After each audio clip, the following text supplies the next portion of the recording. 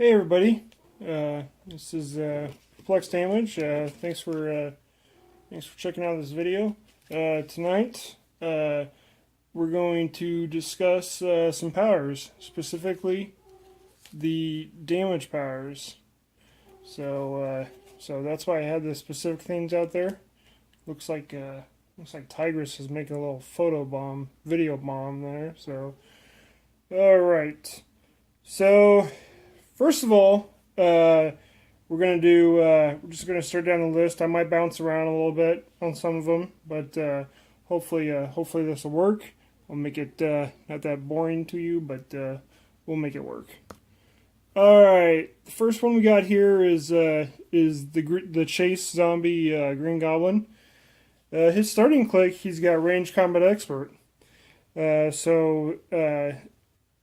is what it reads. Give this character a power action. It makes a ranged combat attack against a single target character. Before making the attack, you may modify its attack value by +2, its damage value by +2, or both combat values by +1. So, we look at his dial. He's got 11 attack and a 3 damage. So, most likely with the 11, your average defense is going to be maybe about 17, 18. So you should be able to hit a 7, pretty much. So, you could upgrade the damage to a 5 damage by doing it +2. If it's even a stronger character who's got like maybe a 20 defense because of the energy shield or something like that, just +2 it to 13, or just do 1 and 1, 12 and 4 damage. So either or, you should be able to get through with the range combat expert. So then that takes a power action. All right, next one is going to be Battle Fury. So we're gonna use Timberwolf here. Timberwolf starts off on his top click with Battle Fury, and that states this character ignores shape change, can't make ranged combat attacks, can't be carried, and can't be targeted by NCAP or mind control. So basically, he's pretty much a wild beast right now. So best way to describe it is, when Wolverine's in Berserker Rage, or Sabretooth is going crazy. That's basically what Battle Fury is. So just let him go. Just let him go at it. So all right. Next one is going to be support. So this one's going to feature the Fast Forces Mercy here, and she is going to. Basically, it's give this character a power action and target an adjacent friendly character. Neither this character nor the target can be adjacent to an opposing character. Roll 2d6s. So the character who has support rolls 2d6s. And add the result of this character's unmodified attack value. If the result is equal to or higher than the target character's unmodified defense value, roll a d6 and subtract 2 from the minimum result of 1. The target is healed of damage equal to the result. So let's say Deadpool's taking some damage. So this is the Deadpool number 19A, so the regular one. So they're adjacent with each other. Nobody's around them. So she's going to attack 9 with the support. He's got a 17 defense. So all I got to do is roll at least an 8 or higher. And then once she achieves that, she rolls a d6. So, 6. She rolls a 6, you heal him up 4. 5 makes it a 3. So such and such. The cool thing about it is that unlike regen, it is minimum of 1, result of 1. So, unlike regen, you roll 2, it's -2. they don't get nothing. But at least with support, it helps out. So another good piece for this is the older Alfred Pennyworth from the regular Batman set. He's pretty awesome because he could do, I think it's within 3 squares, he could do support to another character. So that's pretty sweet. So, all right, exploit weakness is next, and we got an interesting one here. We got head pull. So if you could see him there. Head pull's got on his first click, he's got a 9 attack with 1 damage, exploit weakness. So let's say we throw in Anaconda. He's based with Anaconda. And Anaconda's got a 17 defense. All that head pull has to do is give this character close combat action. Damage from the attack is penetrating damage. All he's got to hit is a 7, and he got her for 1. And it's penetrating damage, so her invuln doesn't work.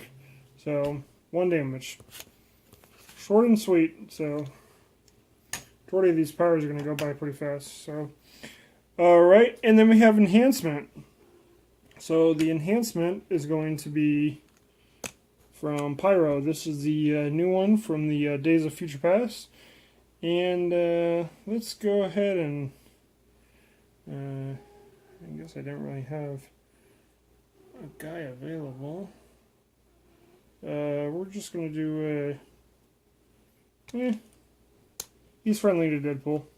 So basically what enhancement is when adjacent friendly characters make a ranged combat attack, this character modifies that adjacent friendly character's damage value by +1. So basically Deadpool's got a range of 8. And with his enhancement, he will give his damage, instead of a 4 on his 4th click, or a 3 on his 4th click, it becomes a 4 damage. So that's pretty sweet. So enhancement works, but the only bad part about it is that you have to have somebody base with them. So splash damage with energy explosion is something to watch out for with enhancement. So, and that takes us to, we're going to jump a few more over to its close combat version of enhancement, and that's the new pink ability of Empower. So I'm going to use Triplicate Girl here, and just because she's called Triplicate Girl, we're going to go ahead and toss a couple more Triplicate Girls in there for her. So, okay. And with this ability, it's basically just the same. When an adjacent friendly character makes a close combat attack, this character modifies that adjacent friendly character's damage value by +1. So let's say Emerald Empress is right next to her. So basically, she's got 2 damage showing. Now, you can do Empowerment from both Triplicate Girl and this one to upgrade her to a 4.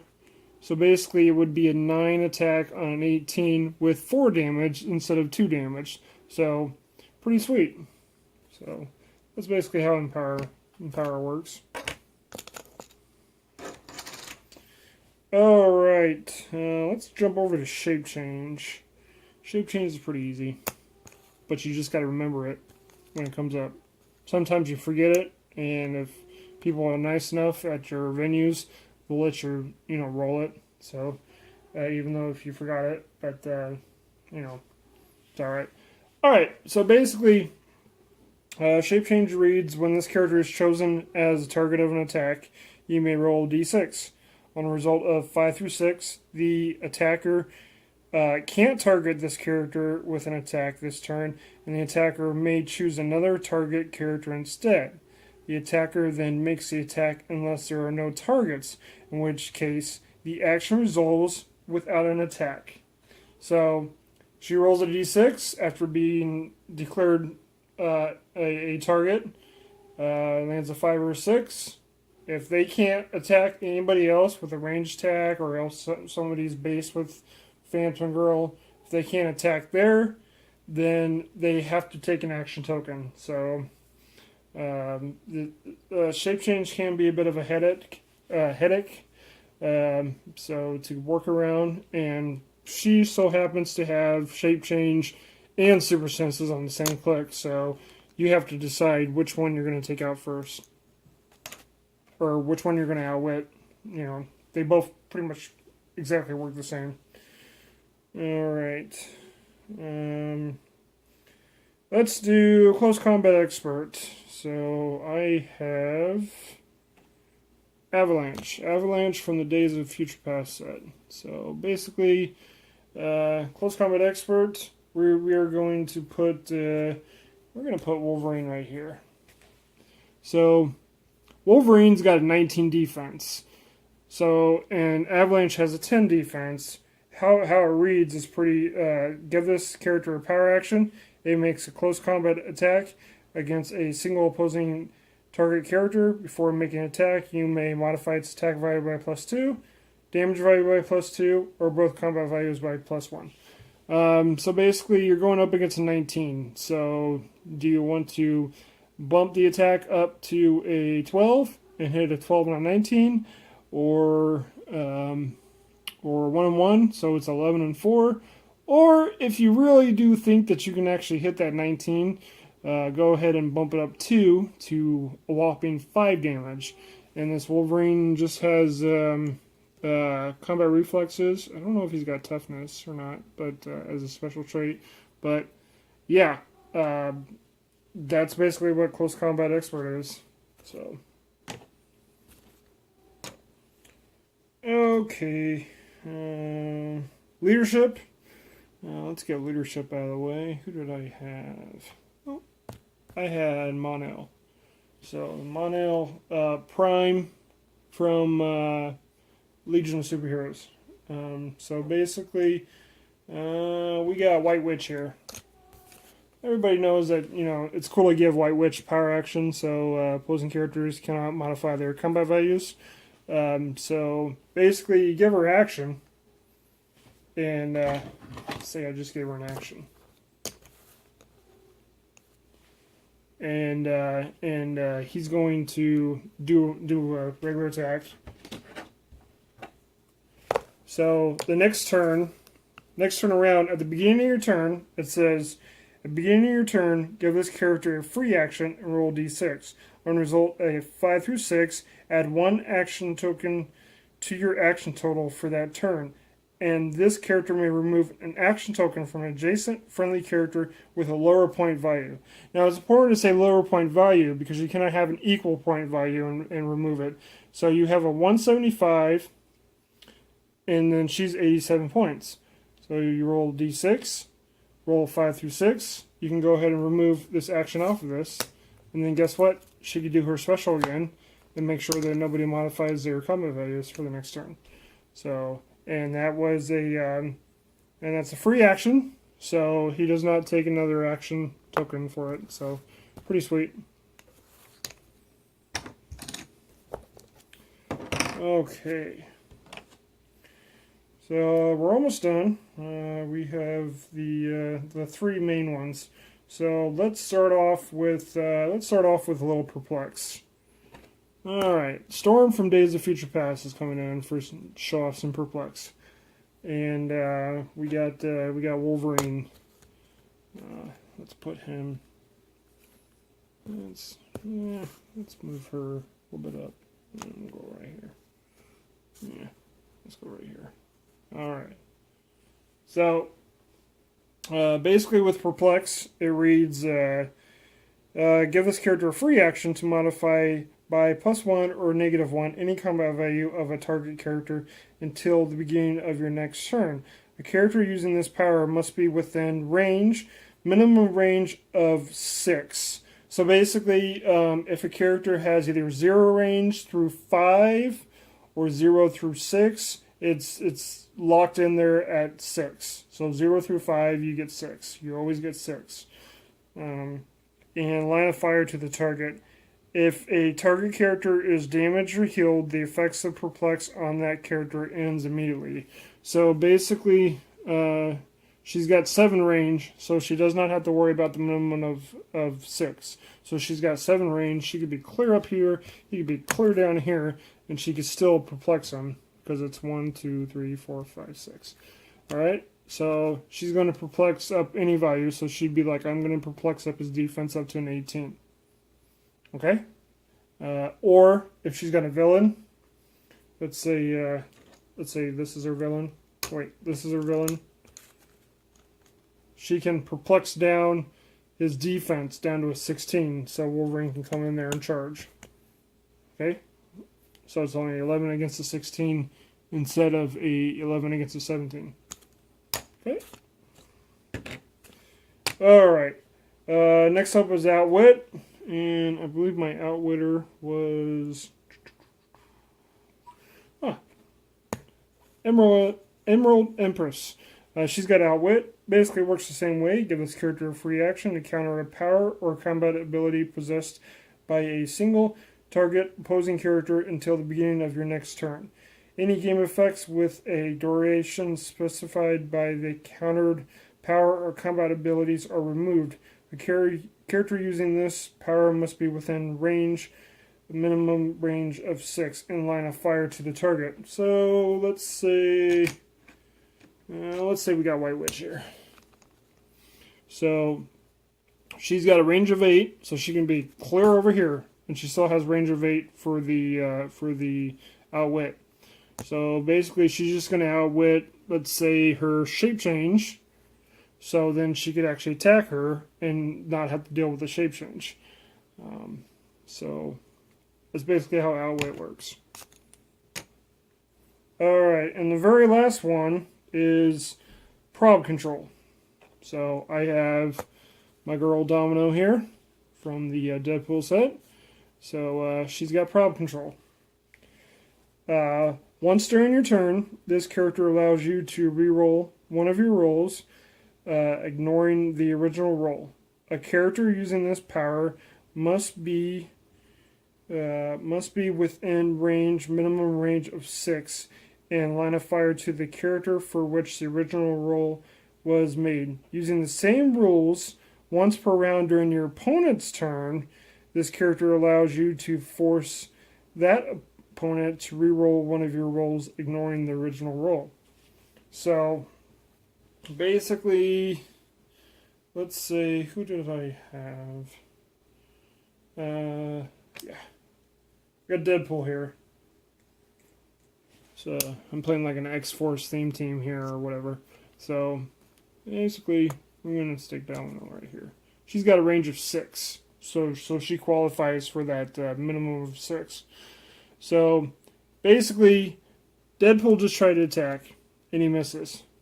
So the most common way to use prob is that you'll say, I'm going to prob that roll from him. And so they will get the extra PC roll. And then another way is, let's say, Pyro.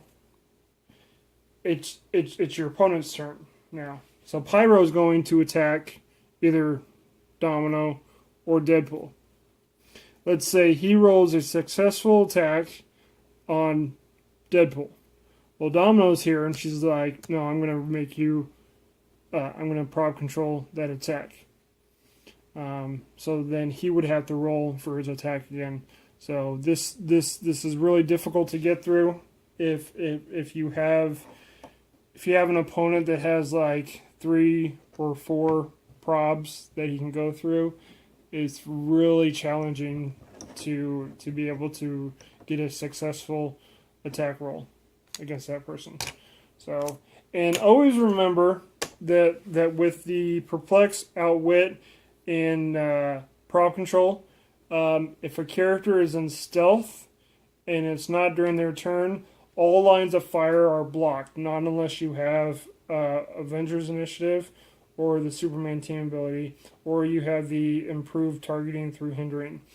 But always remember that if somebody's in stealth, and it's your turn, and you're facing against that person in stealth, you cannot perplex, outwit, or prob them because you don't have line of fire if they're in hindering.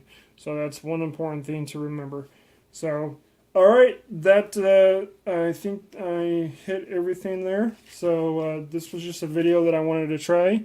I know on my Twitter account I had other videos, other really short videos on my Instagram account. Excuse me, but I just wanted to upgrade it and do a brief